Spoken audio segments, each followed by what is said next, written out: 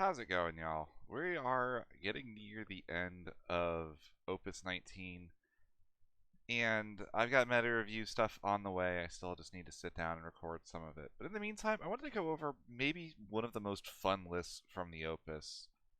This is my take on Archfiends. I've been playing this at locals the last 2 days. The last 3 tourneys I've played this at, I have gone 5-0, 4-1, and 3-0. And even the player that I lost to, I beat in a follow-up game immediately after. So this deck is very good. It has some legs. It's super, super fun to play. If you have some time before the end of the Opus, say you're playing locals or something, and maybe you want to play a fun deck, but not necessarily one of the most meta ones, I think this is a really, really fun place to mess around with. And the deck has such a unique and interesting playstyle that I think it's really worth kind of talking about a bit. And it all boils down to this Golbez. This Golbez was, I think, maybe the most maligned legend of the Opus.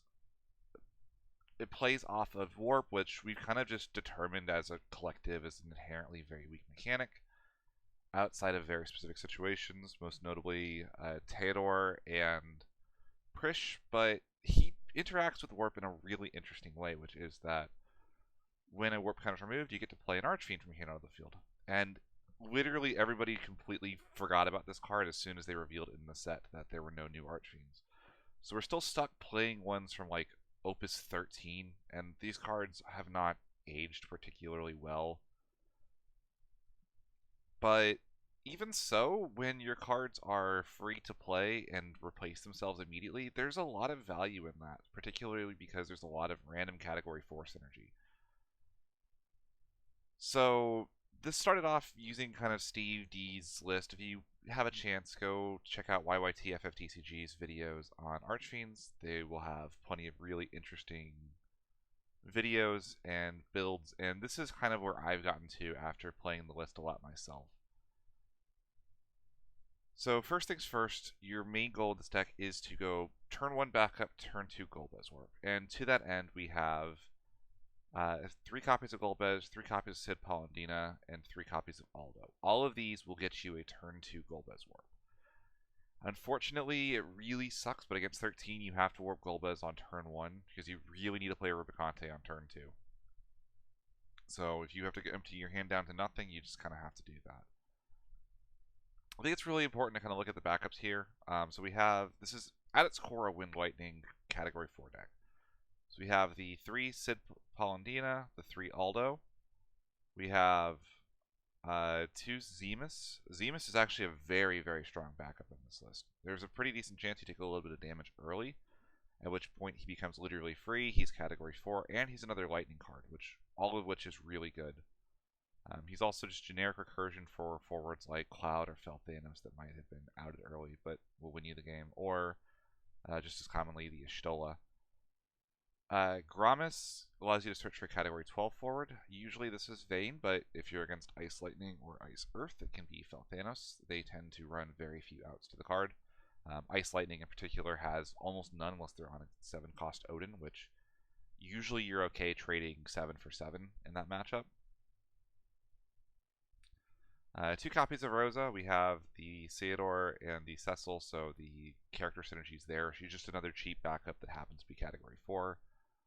And we have 1 copy of Cosmos. Cosmos was a very late include over I believe, the 3rd Gramis.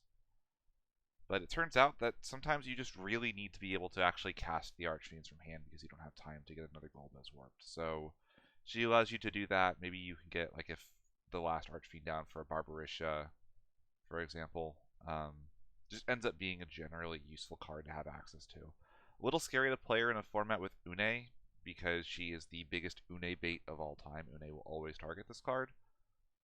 But it's probably just worth it given what the rest of the deck is trying to do. And what the deck is trying to do is it is trying to warp Golbez early and often.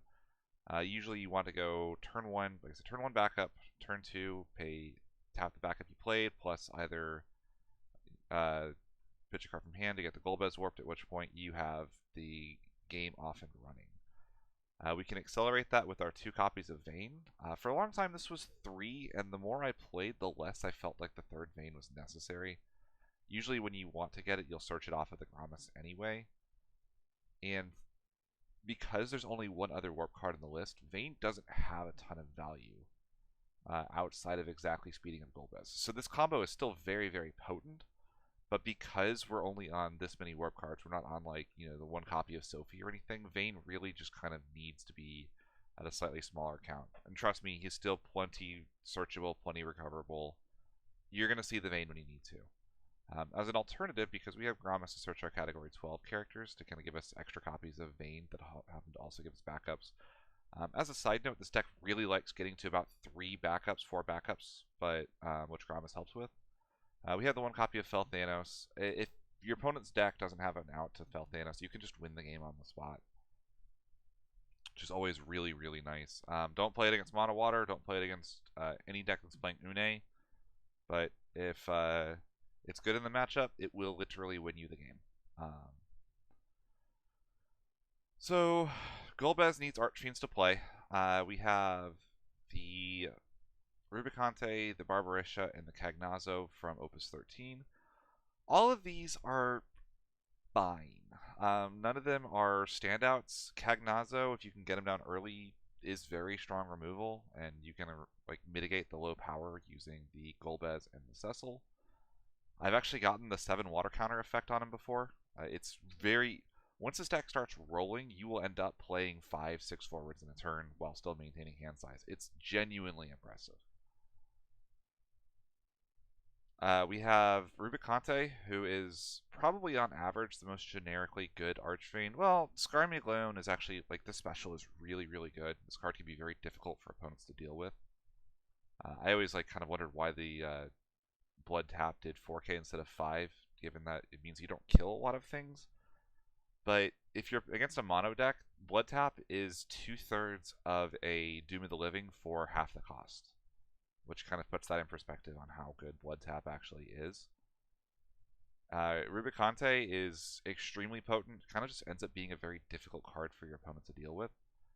And Barbarisha's Cleave is the most conditional card on the list. You have to have usually 2 other Archfiends down before she is good at all. But there are a lot of weird sticky board states. She's a clean out to Tidus, for example, in Mono Water, right? If you can get there. That ends up being somewhat useful as well.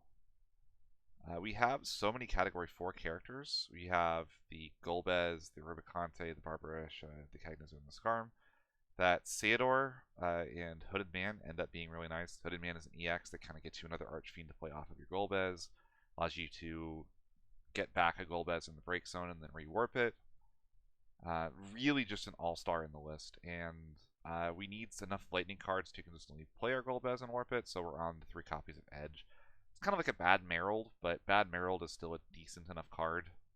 It's funny, we're seeing a lot of those starter cards from Opus 17 that deck was just miserably bad, but the cards in this are very good.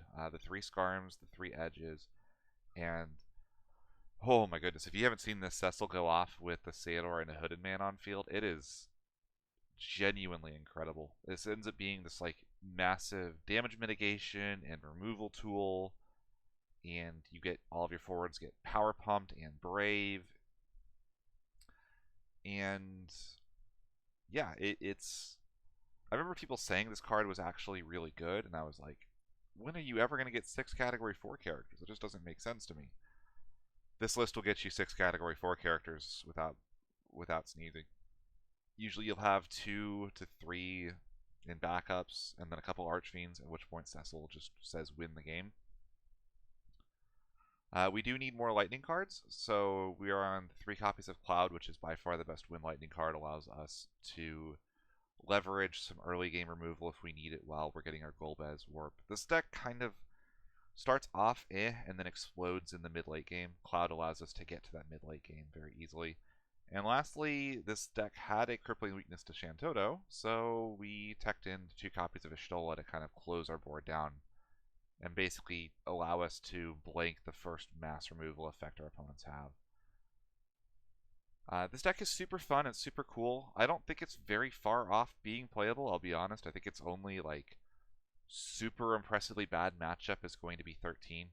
Golbez is just too slow to warp there. You have to really prioritize getting Skarm into play or Rubicante, but those only can come in off of either Cosmos pitching another copy of themselves or a Golbez warp.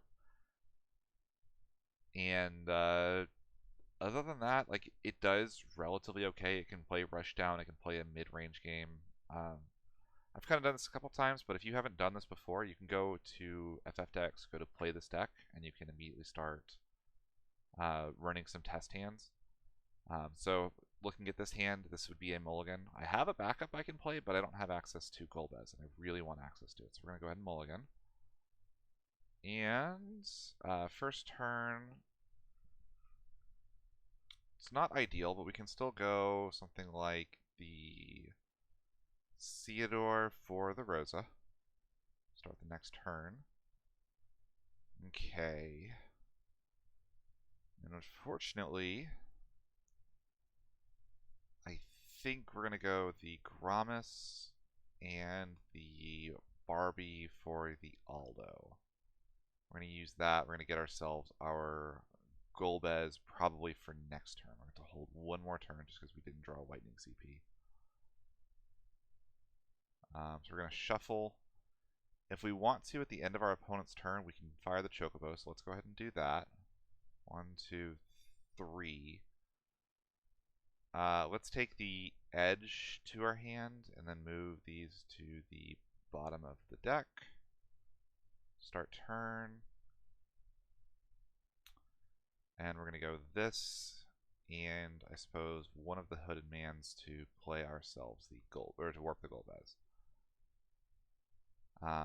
So this is 3 turns, a little bit of a slow setup, but let's see how our actual turns go here.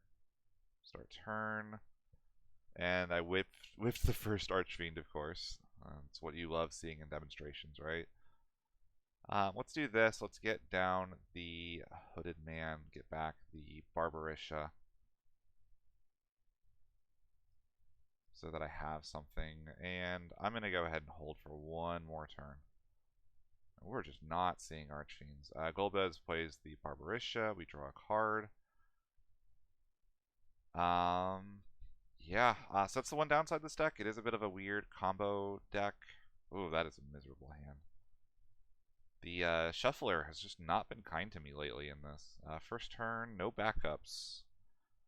Let's warp the Golbez. Turn 1. Start turn, what we got? Golbez, we can play the Cagnazzo and draw a card. That's not a bad one.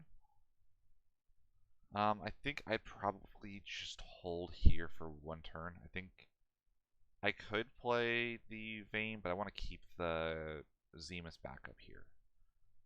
So we go that. Let's play the Rubik and draw a card. Okay, let's go for Stola, and let's get rid of this spare Cagnazza for a Vayne. Vayne target the Golbez. Golbez plays Barbarisha. And we draw 2 cards. One's for the Vayne and one's for the Barbarisha. Very nice. From here, I can go Edge and the Felthanos for the Zemus. And let's add back the Theodore for next turn. Seems kind of decent. And pass. So then we go Vayne, target Golbez. So I'll draw another card. When the warp counter is removed, I can play the Skarm and draw, and the Golbez will enter due to warp. And you can see right here we've got 6 forwards with 6 cards in hand. So this deck really does start to snowball when it keeps going like this. If I wanted to here, I could do something like Vayne for the Rosa, tap this, and pitch the Aldo to play the Gromus. Actually, I think I'm out of targets for it now because the Breakstone's got the other Vayne. But yeah, you kind of see a little bit of what it does. I have the Skarm special in hand. I could have played the Theodore to break it back up and really gone aggro there. If I get access to a Sid Polendina, let's say, for example, that if I go in the deck and I grab the Cecil, And they were all at the bottom of the deck still. I haven't been able to shuffle yet.